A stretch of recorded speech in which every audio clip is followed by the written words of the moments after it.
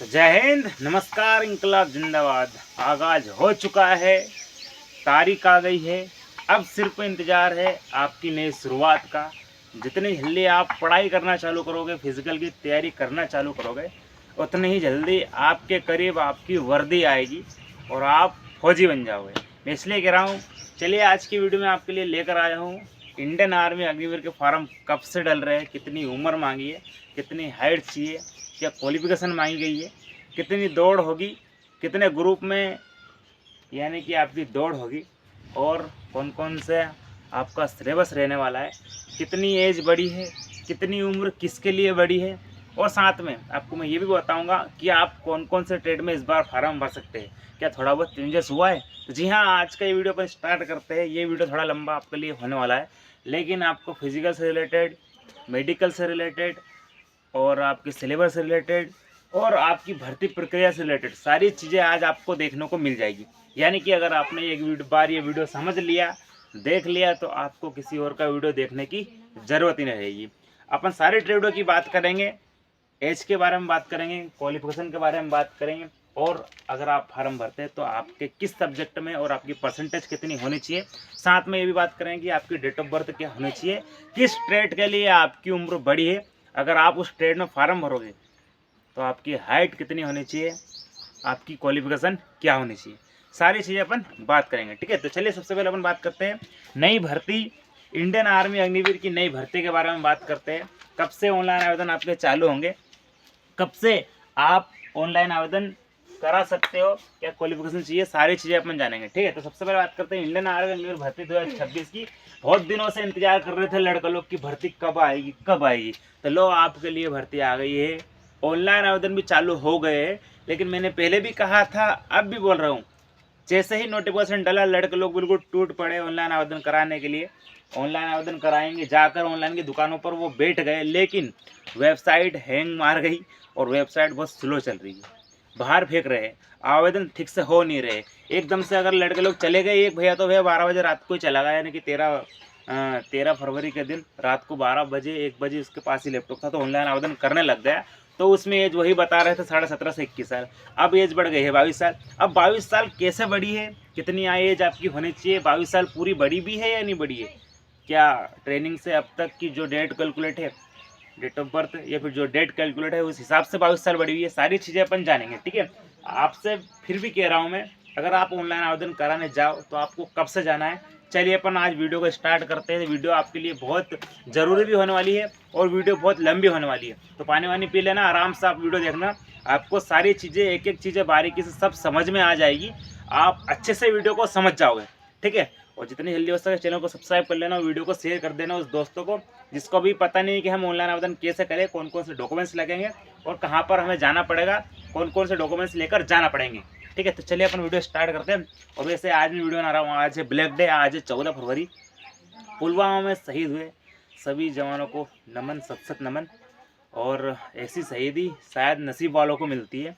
ठीक है, आज ब्लैक डे है, बहुत बुरा दिन है, आज बहुत काला दिन है। वैसे आज शहीदों के मौक़ों पर, शहीद दिवस के मौके पर या फिर ब्लैक डे के मौके पर आपको थोड़ी गुड न्यूज़ दे रहा हूँ, आपके भी नसीब में ऐसी शहीदी हो शायद, और आपको भी फौज की वर्दी मिले, आपको भी मर मिटने का मौका मिले वतन के ऊपर।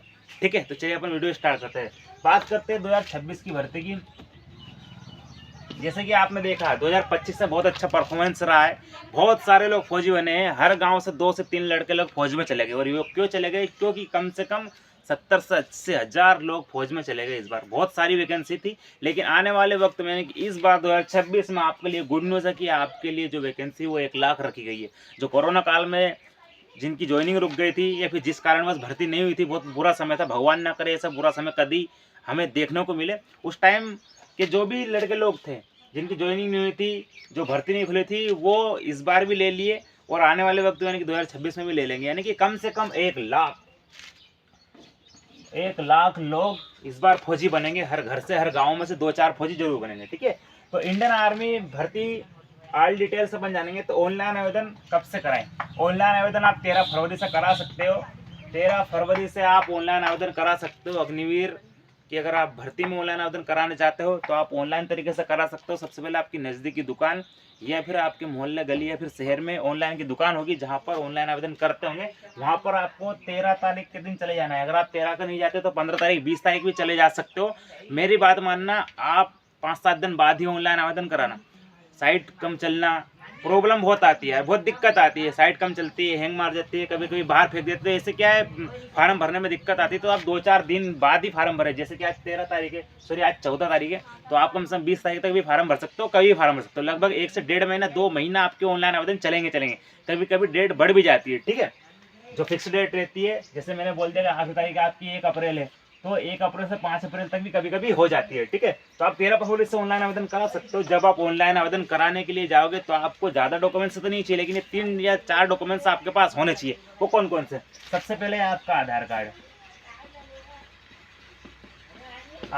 कार्ड, आपका होना चाहिए, और 10वीं की मार्कशीट आपके पास होनी चाहिए। 10वीं की मार्कशीट और आपकी जीमेल आईडी आपके पास होनी चाहिए, और पासपोर्ट साइज एक फ़ोटो होना चाहिए। पासपोर्ट साइज वाइट बैकग्राउंड वाला, अच्छे बाल कटिंग होनी चाहिए आपकी, अच्छा साबुत चेहरा लगना चाहिए, भूत जैसा नहीं लगना चाहिए, ठीक है। ये आधार कार्ड और मार्कशीट में आपकी जन्म तारीख सेम होनी चाहिए। अगर आपकी जन्म तारीख सेम नहीं रहती है आधार कार्ड और मार्कशीट में, तो आपको बाद में दिक्कत आती है। यहाँ तो आपका फार्म भर जाता है, लेकिन आपको बाद में बहुत दिक्कत आती है, बहुत प्रॉब्लम आती है मेरे भाइयों बाद में, और लड़के लोग बिल्कुल परेशान हो जाते हैं, ठीक है।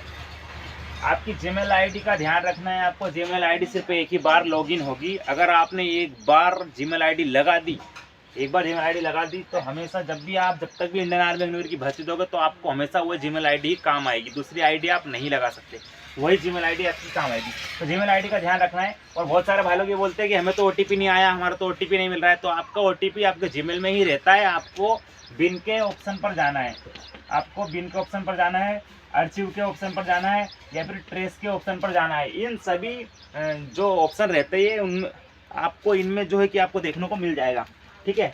इन ऑप्शनों में आपको जीमेल आईडी को ओटीपी मिल जाएंगे, ठीक है। आप ऑनलाइन आवेदन करा देना। आपकी 10वीं की मार्कशीट लेके जाना है, आधार कार्ड लेके जाना है, और आपका आधार कार्ड, 10वीं की मार्कशीट और आपकी जीमेल आईडी और वोटर आईडी आपको लेकर जानी है, ठीक है। और मोबाइल नंबर, सिग्नेचर सहित आपका फॉर्म आवेदन होगा, ठीक है। चलिए अपन बात करते हैं। अब ये जो भर्ती खुली हुई है वो आप 10वीं पास से फार्म भर सकते हो, लेकिन अलग अलग ट्रेड के हिसाब से, और 12वीं पास से फार्म भर सकते हो अलग अलग ट्रेड के हिसाब से, और 8th से भी आप फार्म भर सकते हो अलग ट्रेड के हिसाब से, ठीक है। तो आप कौन से ट्रेड से फार्म भर सकते हो। चलिए अपन अब क्वालिफिकेशन के बारे में बात करें और ट्रेड से बात करें कि आप कौन कौन से ट्रेड से फार्म भर सकते हो आपकी क्वालिफिकेशन के हिसाब से, ठीक है। वीडियो थोड़ा लंबा होने वाला है, लेकिन आपको समझ में आ जाएगा सारी चीज़ें, ठीक है। अगर आप अग्निवीर डीडी से फार्म भरते हो, अगर आप अग्निवीर जनरल ड्यूटी से फार्म भरते हो, तो आप ये मान लीजिए कि आप 10वीं पास होना चाहिए, यानी कि आप 10वीं पास होना चाहिए। 45% आपके टोटल होना चाहिए, 45 से कम नहीं चलेगा, ठीक है। आप 10वीं पास होना चाहिए। अगर अग्निवीर डीडी में फार्म भरते हो 45% आपकी होना चाहिए टोटल मिलाकर, और 33 नंबर हर सब्जेक्ट में होना चाहिए।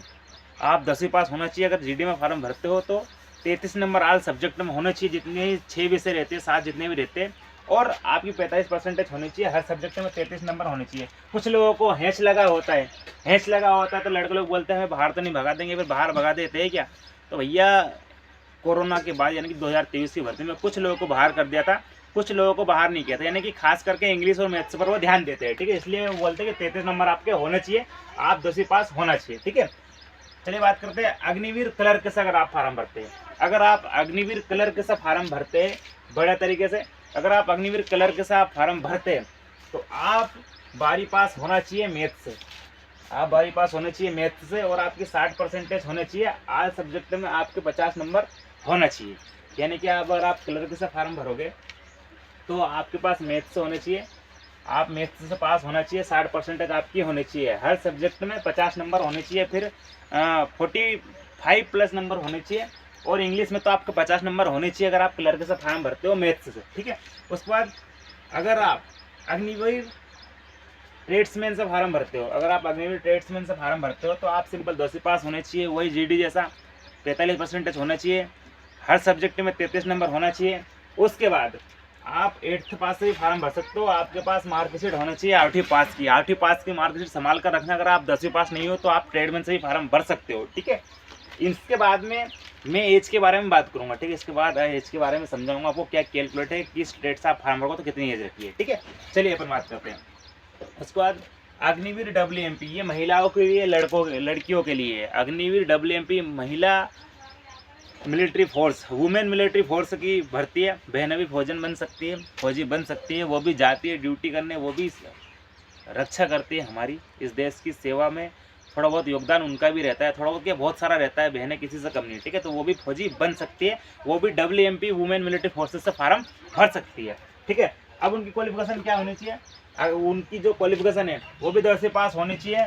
हर सब्जेक्ट में 33 नंबर होना चाहिए और आपकी 45% होनी चाहिए बहनों की, ठीक है। बहनों की भी 45% होनी चाहिए, ठीक है। उसके बाद अग्निवीर टेक्निकल में अगर आप फार्म भर सकते हो, अगर आप अग्निवीर टेक्निकल में फार्म भरते हो, यानी नर्सिंग असिस्टेंट से फार्म भरते हो, टेक्निकल से फार्म भरते हो, नर्सिंग असिस्टेंट से फार्म भरते हो, तो आपके पास फिजिक्स केमिस्ट्री और मैथ्स आपके पास होना चाहिए।